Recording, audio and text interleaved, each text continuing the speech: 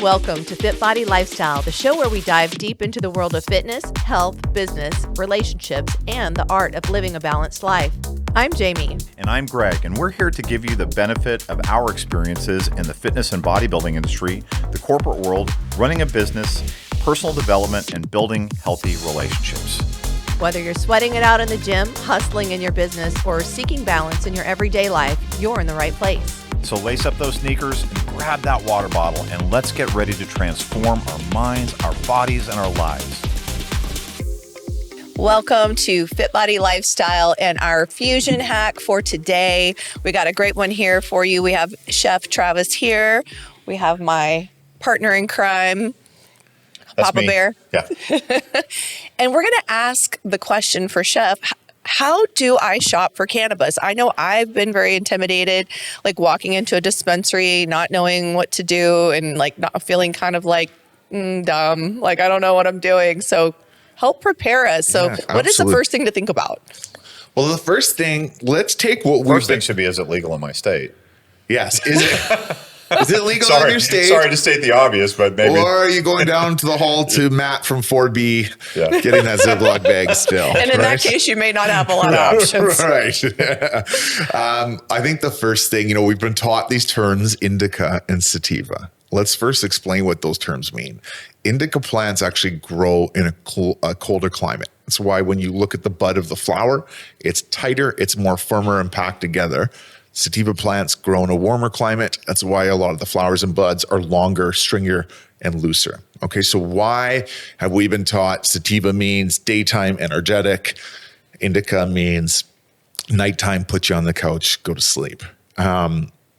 Well, first of all, it's a capitalistic market. So how are we going to categorize and sell to people? And keep it simple. Well, and keep it simple. Two are easier than two is easy. Let's break it down. We got this and this. Now, listen, there is some truth to that, but the thing is especially over the last 20 years, the amount of hybrids, crossbreeding, right? We're getting all these new strains because, these amazing growers out there are crossbreeding strains. Things are getting blended together. So those terms don't necessarily mean what they mean. There are 5 terpenes that if you spent a little time to get to know, it'll change your experience shopping for cannabis. And Travis, there are more than 5, correct? But there are 5 main ones, right? There's 5 main ones. There's over 100 that we know of right now that we find in the cannabis plant. Terpenes are also found in plants, fruits, and herbs. It's where we get these beautiful aromas and taste profiles from. But 100 would get us overwhelmed. So like if we focus even on the 5 can be a little difficult. And that's why the industry doesn't use these words when they come brand new into a market. You can actually Google terpene chart. That's how I learned. There's 5 terpenes in a little terpene wheel, and it breaks down. Maybe we should just end the episode right there. There's a Google chart for terpene. I'm sorry. But like, you're like, oh my God, okay, great. There's a hack for me. That chart will really help. And still every now and then I can fall back on it because it gives you evaporation temperatures. Terpenes are fragile to heat. So applying too much heat to something will start to evaporate that terpene and its effects. But for a chef, that would be very important. Very important, to know. Yeah. Absolutely. So, we look at our first terpene, limonene. We find it in our citrus fruits. It's got that very citrusy, sweet aroma taste to it. It's going to give you that energetic boost, right? That's what you would primarily find in a sativa strain. Okay. Our next terpene, pinene. This is my favorite terpene. We find it in all of our green garden herbs, basil, oregano, dill. It's got very an alerting therapeutic effect to it. So that's where you're going to, again, pinene and limonene together. That's a great boosting terpene, predominantly found in your sativa strains. The next one, this one can be a hard one to remember, caryophyllene. Carry off Eileen. That's how I remember it. Oh, I like that. Right? This terpene, we find it in peppercorns, hot spicy peppers, high anti-inflammatory properties. The next one, myrcene, we find it in mangoes, lemongrass, hops. It's got a very gassy aroma to it. It's got those sedative effects. So it gives you that couch lock, the zone out, and it also is responsible for the munchies. And then we have linalool. So linalool, we find it in lavender. It also has those sedative couch locking effects, but it doesn't come with the munchie add-on. So if you focus just on those 5 to start with, depending on what state you're in, the brands will actually label what are the top 3 terpenes. But if you were to Google that strain, you can find out what terpenes are in there. That information is out there and it's quick and easy to access. We all have an endocannabinoid system where these terpenes are binding with when we consume cannabis. It's the cannabinoid, THC or CBD, CBN, CBG, when binded with that terpene compound that gives us that effect and feeling.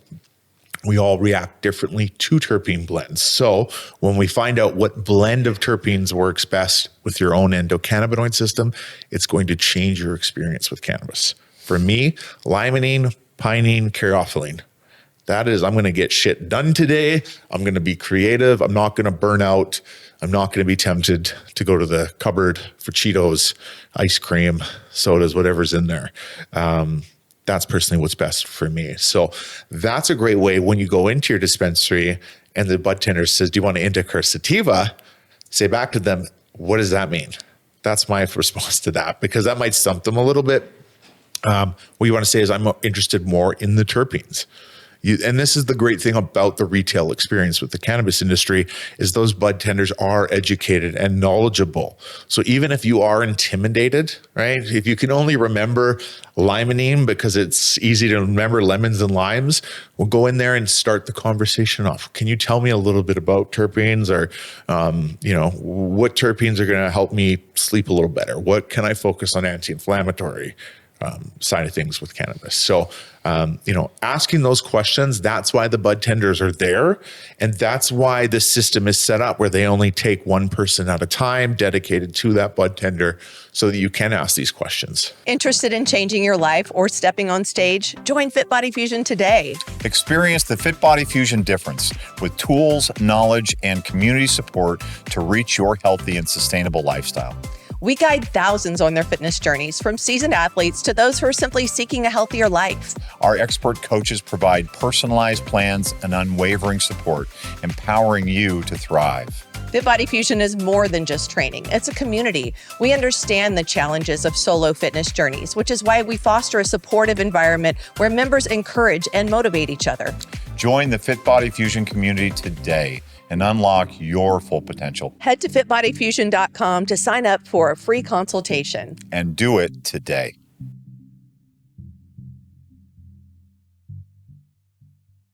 I love that. And I know, for me too, one of the things that I like to do is go look on the website too and see what they have. And then I've done a little bit of research from there before I even walk in, sometimes just so that I feel a little bit more prepared for the conversation, So, and I loved the idea that you talked about in our longer episode too of the journaling. Yes. Yeah. And that's how you can find out, if over a month period, let's just say at the end of the day is when you like to consume, you roll up a little joint or however you go about consuming cannabis. What I would write down, what was that strain name? And then I'd Google, what are the top 3 terpene profiles in the Alien Labs Gemini strain? You Google that, I'll tell you in seconds. I write those top 3 terpenes down, and then I just a quick little note, how am I feeling? Right? Like, I feel really recovered. You know what? I'm feeling a little more anxiety right now. Right. Right. Or if you're a little energized and you're looking for something that's going to help you sleep, then okay, that's maybe not the best one to use like that. Right. Because there are some terpenes out there that will activate an anxiety within people. Right. And that's why some people are like, I stay away from sativa strains because I don't feel how I do on indicas. Well, there's a specific terpene in there. Right. And as we have now created all these hybrids, typically if a plant is 49% of myrcene in its terpene profile, it's labeled as an indica. But now we find myrcene in sativa strains because we've been, again, crossbreeding. A lot of the times, the look for the consumer was always, how high can I get off my cannabis, right? And we've seen people going in and shopping on 33, 35% THC profiles. It's not necessary, right? You can find the right blend of terpenes with an appropriate amount of THC and CBD and still achieve that sort of couch lock state, if that's what you're looking for. Most of the recreational use states have a threshold for how much THC can be in. Yeah, but again, you see a lot of times of mislabeling where if you look at the sales statistics of cannabis strains, it's always the higher, THC profiles that are the higher sellers, right? Because again, people that are using cannabis again as their unwind or to disconnect from the day and that, right? They're like, all they've been taught is that THC has got the psychoactive effect. I want the most THC I can get to get to a certain state. Now, I mean, it's similar to like, I'm going to go out and buy 151 rum because there's 80% alcohol and I can have a couple drinks of that and I'll be plastered, right? But you're not going to have the same experience if you were to have a couple nice drinks of a scotch or whiskey over a couple hours, right? So, shopping on THC percentage isn't necessary if you can understand the terpene profiles. I love that because it's like that shift from I want to have as much THC as I want to get as high as I possibly get to I want to use this therapeutically and create the experience based on what my body needs right now. Right. Do I feel inflamed because I've been training super hard and I need to address that? Am I having trouble with sleep? Maybe I've got a lot on my mind and I'm having a hard time unwinding. Maybe you've just been on an East Coast road trip, right? You've been on East Coast time. You're coming back. We know all about that. Right? All of a sudden, I get that all the time where my body doesn't know what time zone I'm in. And sometimes when I come back to Arizona, it's using strains that are very high in linalool to like knock me out at a certain time. Or even on the flip side of like, I don't want to feel tired at 8 o'clock. So maybe I am using strains that are higher with limonene and pinene because I need to go bed at 9:30, not 8 o'clock, because otherwise I'm going to wake up at 4 a.m., not 5:30. Right. It's just how my body is sort of set. So, again, it's asking those questions. And the same comes when I'm cooking with cannabis. It's not, hey, am I going to put all my cannabis flower into butter, right? What's the goal of the extraction I'm making? Is it about getting stoned on the couch on a Friday night? Perfect. Then I'm going to focus on the THC. But if I'm creating my ginger turmeric hummus, well, then I'm going to want to find a strain that's very high in caryophyllene and pinene. And I want to make sure I have an appropriate amount of either CBD or THC in there, depending, is this a daytime hummus? Or do I want to have this 2 hours before bed so I can get the sleep additives as well, right? So it's, again, asking these questions ahead of time, right? What's the goal, right? There's nothing wrong with, I just want to zone out for a couple hours. Hey, there's a perfect avenue to do that. But there's also, again, how can I pull the therapeutic benefits out of this? How can I use this for getting back on a schedule? How can I use this after even a round of golf? You've been swinging a club for 4.5 hours. The body starts to get a little sore. Joints are sore. Well, we can have a nice little snack at the end that's high with CBD. So you're not feeling zoned out or anything, no psychoactive effects. And So if somebody is going in and purchasing edibles, yes, what would be your advice on that? Because I know when we're talking mainly about the terpenes, you have less control over that when we're talking about the edibles. So again, a lot of with the edibles, you'll as we start to learn these 5 terpenes, one of the ways to remember them is where do we find them in our plants, fruits, and herbs, right? Again, for me, limonene, I know citrus, lemons, limes, oranges, again, linalool makes me think of lavender and flowers and, those flavor profiles, you will find them in the edibles. If you were to eat a mango 30 minutes before smoking your first joint, that mango will increase the effects of the cannabinoids. You'll get a little more stoned from it. That's why you'll see a lot of mango flavored edibles and gummies in that, because they're really playing into that. One of the important questions to ask as well, even if let's say you're a concentrate smoker, you like to do dabs and stuff like that. Do these concentrates have cannabis derived terpenes in them, or do they have botanical terpenes? Botanical means that they're coming from plants, fruits, and herbs.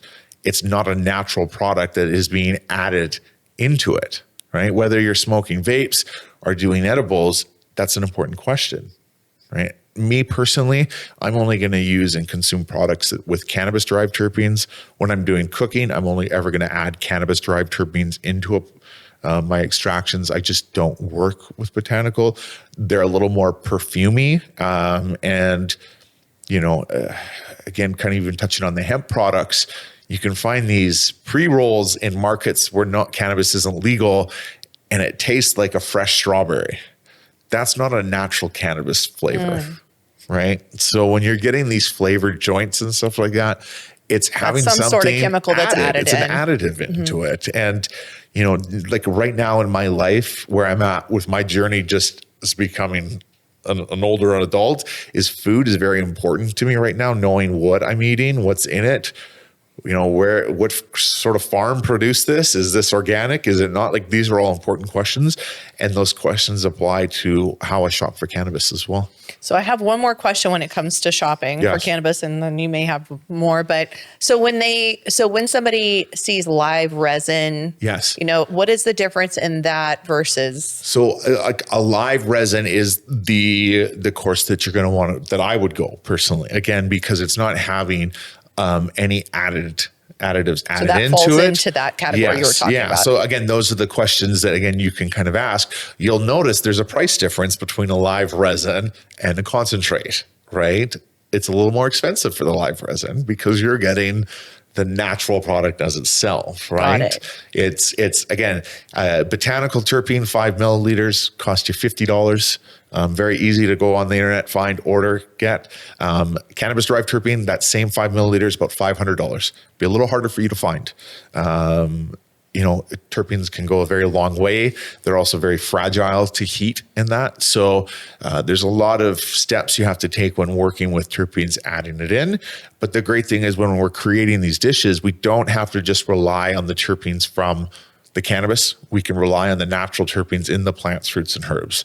Again, my hummus, I'm adding ginger and turmeric to it for a reason, right? I want to also take those superfoods that have those high nutritional factors to it and combine it with terpenes that can sort of enhance those anti-inflammatory properties in that.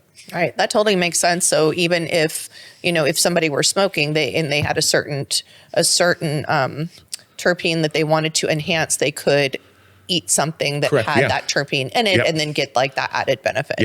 Yeah, that's awesome. So like learning more about this, like really encouraging people. And you already said, like, you can Google this and get a little chart too, if you want to kind of have that as a cheat sheet, use that to journal. Even our online course that we've created a whole section on terpenes. So again, it will give you that basic knowledge, but it will even give you a little more in-depth knowledge about terpenes, what their evaporation temperatures are, and how you can sort of add them into, cooking, whether it's through the cannabis strains or through the ingredients you're working with. And the online course and your cookbook, they can access through the website? Yeah, if you either my website or my through my Instagram, who's got a link in there. The program's found on the American Culinary Federation's website, but again, we'll have links that lead you to there as well. Awesome. Yeah. So, and your Instagram is _Nomad Cook. And then the website is nomadcook.com. Awesome. Yeah. I'm good. Awesome. Well, thank you so much. I think this was really informative, and hopefully it's made people a little more confident to walk into, the dispensary, to ask the questions they want to ask, do their research. Next time you go in and they say indica sativas, and I'm more interested on the terpenes. I like the other way you put it. What do those mean? I know, but but then they might go into explaining what sativa. If I'm with my wife, I get the elbow and like, why are you doing that? Like, don't be a dick. And I'm like, I just want them to be better when they come up and to present. And when I get a budtender that approaches me and asks the terpene question, that's what I'm like, okay, this is conversation, right? Yeah. Yeah. So you get that elbow. I do a lot. Are we good? We're good. Then, and Chef, thank you for talking about all the terpenes. You forgot one terpene though. That's the feedbackoline.